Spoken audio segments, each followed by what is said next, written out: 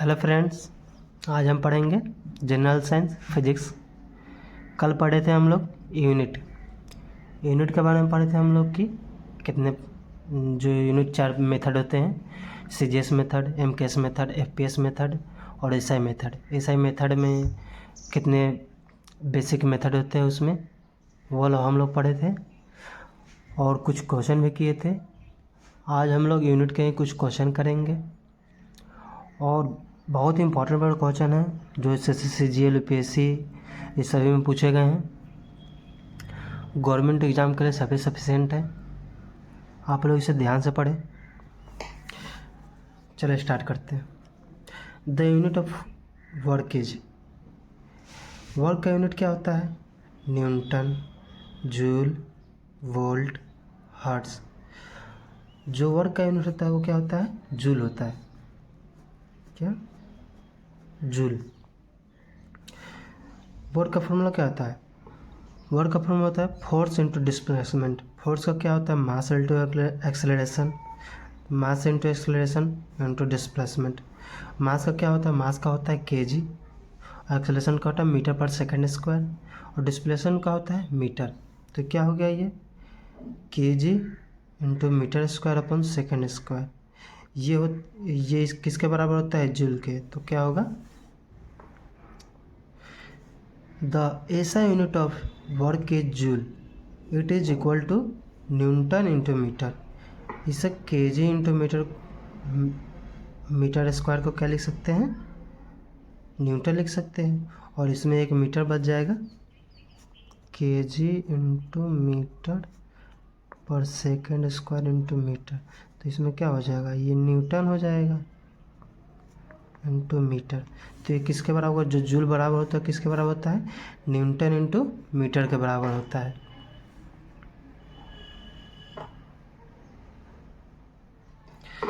The unit of electric power is, electric power का क्या होगा? इलेक्ट्रिक पावर का क्या होगा? वाट, एम्पियर, वोल्ट, कूलम। जो पावर का होता है वो भी इलेक्ट्रिक पावर का भी होता है। तो क्या हो जाएगा? वाट। The SI unit of electric power and power are same, watt। क्या? जो इलेक्ट्रिक पावर और पावर का यूनिट होता है सेम होता है, क्या होता है? वाट होता है।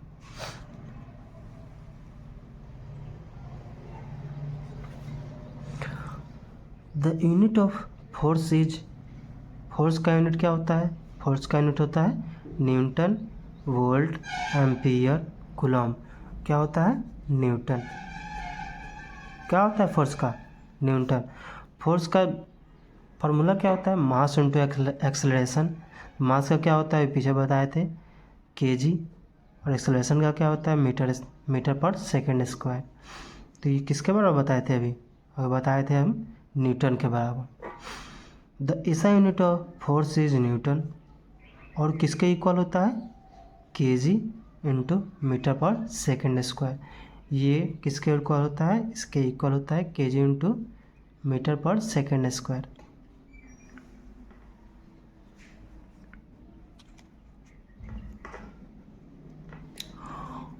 Frequency is measured by, frequency कैसे मेजर किया जाता है, मापा जाता है? फ्रीक्वेंसी हर्ट्ज, मीटर पर सेकंड, रेडियंस, मोल। कैसे नापा जाता है? हर्ट्ज से। The SI unit of frequency is hertz. क्या होता है? A normal human being is capable of hearing sound with the frequency of 20 hertz to 20,000 hertz. जो नॉर्मल ह्यूमन होता है, जैसे हम लोग हैं, हम लोग जो साउंड फ्रीक्वेंसी सुनते हैं, साउंड सुनते हैं, वो कितने बीच के बराबर होता है? वो 20 हर्ट्ज के बीच का होता है। 20 हर्ट्ज और 20,000 हर्ट्ज के बीच का होता है। अगर उसके बीच का फ्रीक्वेंसी है तो हम लोग सुन सकते हैं, नहीं तो उससे ज़्यादा है या उससे कम है तो हम लोग नहीं सुन सकते हैं।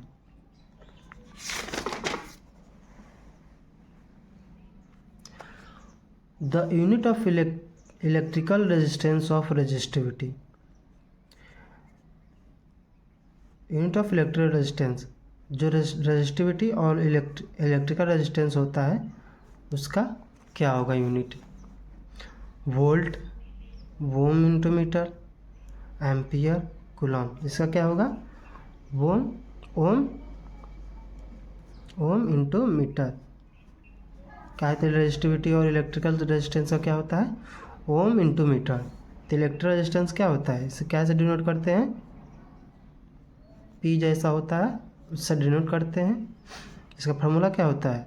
Are into A upon L. क्या होगा? जो आर होता है वो रेजिस्टेंस होता है। क्या होता है? R resistance. ये क्या होता है? एरिया। ये होता है लेंथ। तो आर क्या में होता है? आर का यूनिट क्या होता है? ओम होता है। एरिया का क्या होता है? मीटर स्क्वायर होता है। लेंथ का क्या होता है? मीटर होता है। तो ये मीटर मीटर कट जाएगा तो कितना? 1 मीटर बच जाएगा। तो क्या हो जाएगा? Ohm into metre. द ऐसा unit of resistivity is ohm into metre.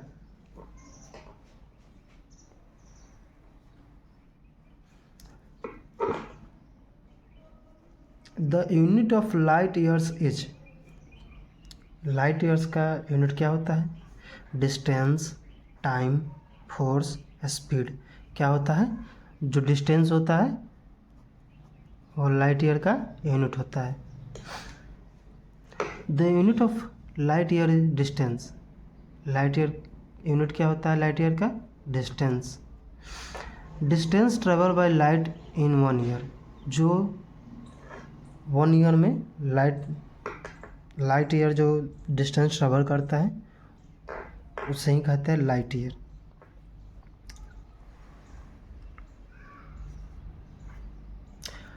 The distance covered by light in 1 year. जो 1 साल में जो डिस्टेंस कवर करता है उसे क्या कहते हैं? Light year. 1 light year is equal to कितना मीटर होता है? 1 light year is equal to 9.46 into 10⁻15 metre.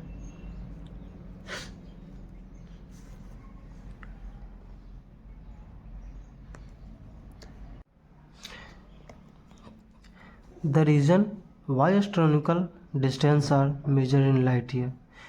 क्या कारण है कि जो भौगोलिक डिस्टेंस है वो लाइट ईयर में मेजर किए जाते हैं? वे is as follow. Which one is? जो फॉलो करता है।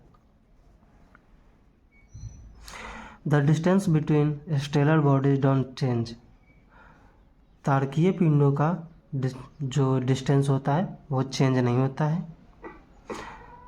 The gravity of stellar body does not change. जो तारकीय पिंडों का गुरुत्वाकर्षण बल होता है वो चेंज नहीं होता है। Light always travel in straight line. जो लाइट होता है वो हमेशा ट्रेवल करता है स्ट्रेट लाइन में, सीधी में लाइन में। The speed of light is always the same. जो लाइट का स्पीड होता है वो ऑलवेज सेम होता है। तो उसमें क्या होगा? जो लाइट का स्पीड होता है वो हमेशा सेम होता है। क्या होगा? क्यों नापा जाता है? एस्ट्रोनॉमिकल को लाइट ईयर में क्यों नापा जाता है? क्योंकि the speed of light is always the same. क्योंकि लाइट का स्पीड हमेशा सेम रहता है। इसी कारण जो एस्ट्रोनॉमिकल डिस्टेंस है उसे लाइट ईयर में नापा जाता है। Astronomical distance specially the distance between planets and stars are so huge. जो प्लैनेट्स और स्टार्स जो भौगोलिक डिस्टेंस है, भौगोलिक दूरियां है, वो स्पेशली क्या होता है? जो प्लैनेट्स होता है और स्टार का होता है बहुत ही बड़ा होता है।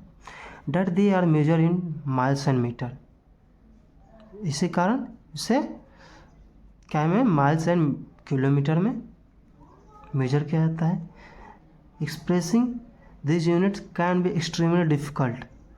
क्योंकि जो माइल्स एंड किलोमीटर वो उससे नापेंगे हम लोग तो बहुत ही उससे डिफ़िकल्ट होता है मापने में।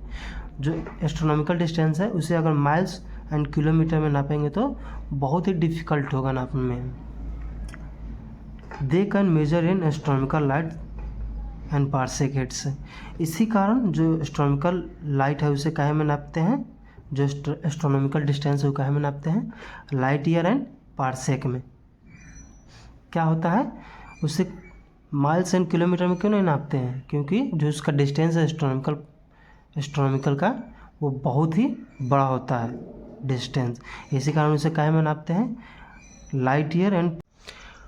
आज बस इतना ही पढ़ेंगे, अगले वीडियो में इससे आगे पढ़ेंगे और बताएंगे कि और भी क्वेश्चन इसके बारे में करवाएंगे, और डिफ़िकल्ट जो क्वेश्चन है और भी करवाएंगे हम।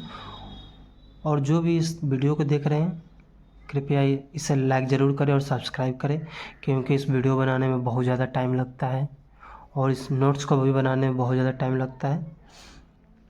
और अपने दोस्तों को भी शेयर करें जिससे उन लोग को डेली के जो टाइम है वो पढ़ने में आसानी हो, जो जनरल साइंस का क्वेश्चन है जो गवर्नमेंट एग्जाम में पूछे जाते हैं वो पढ़ने में आसानी हो। हम सब क्वेश्चन बताएंगे जो गवर्नमेंट एग्जाम में सफिशेंट है। कृपया इस चैनल को सब्सक्राइब करें। जय हिंद, जय भारत।